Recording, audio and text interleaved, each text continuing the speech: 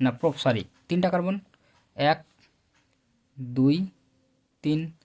আইন মানে কি? আইন মানে একটাতে ট্রিপল বন্ড আছে। এবার হাইড্রোজেন দিয়ে পূর্ণ করে দাও, তাহলে কয়টা হাইড্রোজেন হলো? সবটাই 4টা হাত হয়েছে, তাহলে এখানে একটা আর এখানে 3টা, 4টা। বুঝতে পারলে? তাহলে সঠিক অ্যান্সার হয়ে যাবে 4। এটাও তোমার ভুল দেওয়া আছে, পরপর 2টা অ্যান্সার ভুল দেওয়া আছে। তারপরে দেখো, তারপরে আসলো এসিকিউ। তাহলে এসিকিউ কি বলেছে? প্রথম কোশ্চেন দেখা যাক। মিথোজেনিক ব্যাকটেরিয়া কোন বস্তুকে বিয়োজিত করে মিথেন গ্যাস উৎপন্ন করে? এটা হয়ে যাবে তোমার কার্বন ডাইঅক্সাইড, CO2। সঠিক অ্যান্সার CO2। তারপরে 2 নম্বর কি বলেছে? সৌরকোষে কোন অর্ধপরিবাহী ব্যবহার করা হয়? তাহলে একটা হয়ে যাবে সিলিকন, একটা হয়ে যাবে জার্মানিয়াম। সিলিকন আর জার্মানিয়াম এই 2টা অর্ধপরিবাহী সৌরকোষে ব্যবহার করা হয়। তারপরে 3 নম্বর কি বলেছে? তাপমাত্রার কোন স্কেলে উষ্ণতা ঋণাত্মক হয় না? তাহলে ঋণাত্মক হয় না তোমার কেলভিন স্কেলে। কেলভিন স্কেলে তাপমাত্রা ঋণাত্মক হয় না। তারপরে কি বলেছে?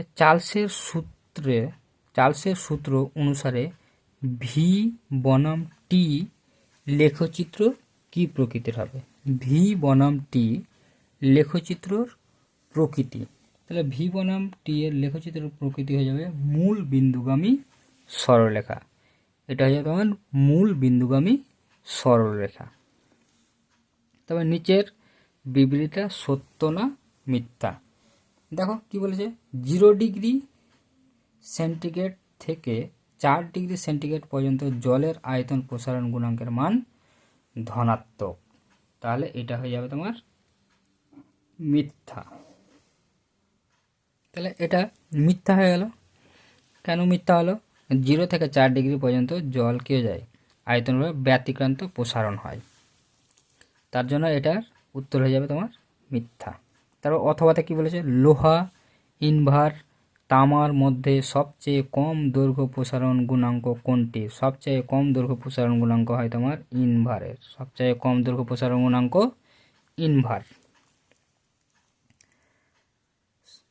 6 নম্বর কি বলেছে? উত্তল লেন্সের কোথায় বস্তু রাখলে বিবর্তন হবে? তাহলে বস্তু যদি 2f দূরত্বে রাখা হয় তাহলে বিবর্তন হবে। তাহলে 2f দূরত্বে যদি বস্তু রাখা হয় তাহলেই বিবর্তন হবে। তারপরে কি বলেছে? 7 নম্বর, 1 বিওটির মান কত জুলের সমান? 1 বিওটির মান কত জুলের সমান? তাহলে 1 বিওটির মান হয়ে যাবে তোমার 3.6 × 10⁶ জুল। কি যাবে? 1 বিওটি সমান 1 বিওটি সমান 3.6 × 10⁶ জুল। তাহলে এটা হয়ে যাবে তোমার সঠিক উত্তর।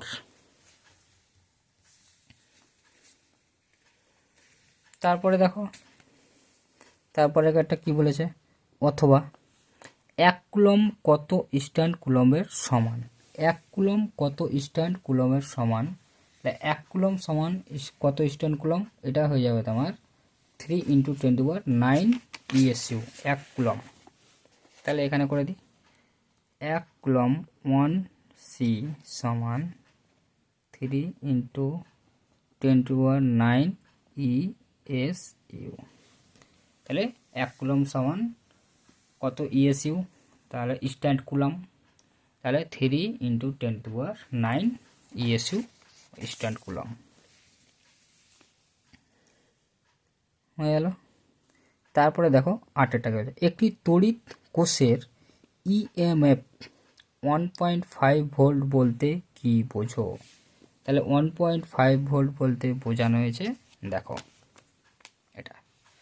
তাহলে 1.5 ভোল্ট বলতে বোঝানো হয়েছে যে ওই কোষের ধনাত্মক তড়িৎদ্বার থেকে ঋণাত্মক তড়িৎদ্বার 1 কুলম্ব তড়িতাধান নিয়ে যেতে 1.5 জুল কার্য করতে হয়। তাহলে এটা তোমরা স্ক্রিনশট করে বা পজ করে লিখে নিবে। তারপরে দেখো পরেরটা কি বলেছে, একটি উত্তল লেন্সকে জলে নিমজ্জিত করলে উহার ফোকাস দৈর্ঘ্যের কি পরিবর্তন হবে? ফোকাস দৈর্ঘ্যের কোনো পরিবর্তন হবে না, তাহলে যেটা ছিল আগে সেটাই থাকবে। অথবা কি বলেছে, দুটি মাধ্যমের প্রতিসরাঙ্ক তোমার দেওয়া আছে 1.72 এবং 1.83 হলে কোন মাধ্যমের আলোর বেগ বেশি? তাহলে প্রতিসরাঙ্ক যেটা কম হয় তার মাধ্যমে আলোর গতিবেগ সবচেয়ে বেশি, তাহলে প্রতিসরাঙ্ক কোনটা কম? এটা এর থেকে, তাহলে এই মাধ্যমে আলোর গতিবেগ সর্বাধিক হবে। 10 নম্বর কি বলেছে, শূন্য স্থান পূরণ করতে বলছে। একটি আলফা কণার আধান হাইড্রোজেন আধানের কত গুণ হবে? দ্বিগুণ। হাইড্রোজেন আধানের কত গুণ হয়ে যাবে? তোমার দ্বিগুণ হয়ে যাবে। তারপরে দেখো এল ইউ পরিমাণ ভরের তুল্য শক্তির মান কত হবে? তুল্য শক্তির মান হয়ে যাবে 931 মেগা ভোল্ট। কত হয়ে যাবে? 931 মেগা ভোল্ট। সঠিক উত্তর হয়ে যাবে 931 মেগা ভোল্ট। তারপরে দেখো, তারপরে হচ্ছে ডান দিক বাম দিক। ফ্লোরিন কি হয়ে যাবে? তড়িৎ ঋণাত্মক মৌল। তারপর হচ্ছে অ্যালুমিনিয়াম হচ্ছে গিবসাইট। তারপর হচ্ছে সিরিয়াম হচ্ছে তোমার ল্যান্থানাইডস। পারদ হচ্ছে অ্যামালগাম। তাহলে তোমাদের ডান দিক বাম দিক কমপ্লিট। তারপরে দেখো 12 নম্বরটা কি বলেছে, একটি ত্রিবন্ধনযুক্ত মৌলিক অণুর উদাহরণ দাও। তাহলে ত্রিবন্ধনযুক্ত মৌলিক উদাহরণ হচ্ছে তোমার নাইট্রোজেন মৌলিক N2। তাহলে N2 কি হয়? নাইট্রোজেন N1 থাকে। তাহলে ত্রিবন্ধনযুক্ত তোমার মৌলিক অণুর উদাহরণ হচ্ছে N2। তারপরে 13 নম্বর কি বলেছে, তড়িৎ বিশ্লেষণের সময় কোন তড়িৎ ব্যবহার করা অত্যাবশ্যক?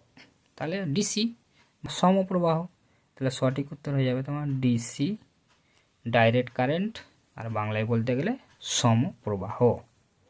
14 নম্বর কি বলছে, সুপার হ্যালোজেন কাকে বলে? সুপার হ্যালোজেন বলা হয় ফ্লোরিনকে বলা হয় সুপার হ্যালোজেন। তাহলে ফ্লোরিন কিন্তু নয়, ফ্লোরিন। তাহলে এখানে আমি তোমাকে লিখে দিই ফ্লোরিন।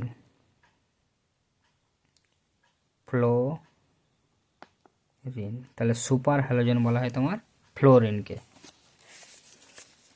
তারপর অথবা দীর্ঘ, তারপর কি বলেছে,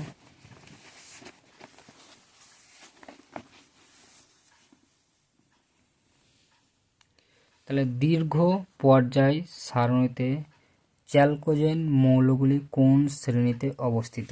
তাহলে চ্যালকোজেন মৌলগুলি তোমাদের 16 নম্বর গ্রুপে অবস্থিত বা শ্রেণীতে অবস্থিত।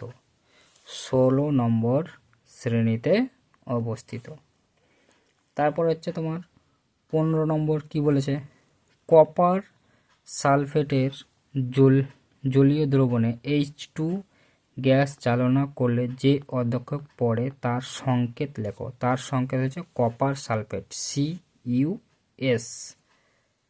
CuS, copper sulphate. এদিকে লেগে CuS, কপার সালফেট। আর এর রং কি হয়? রং কোথাও জিজ্ঞেস করে, তাহলে রংটা হয়ে যাবে তোমার কালো রঙের হয়।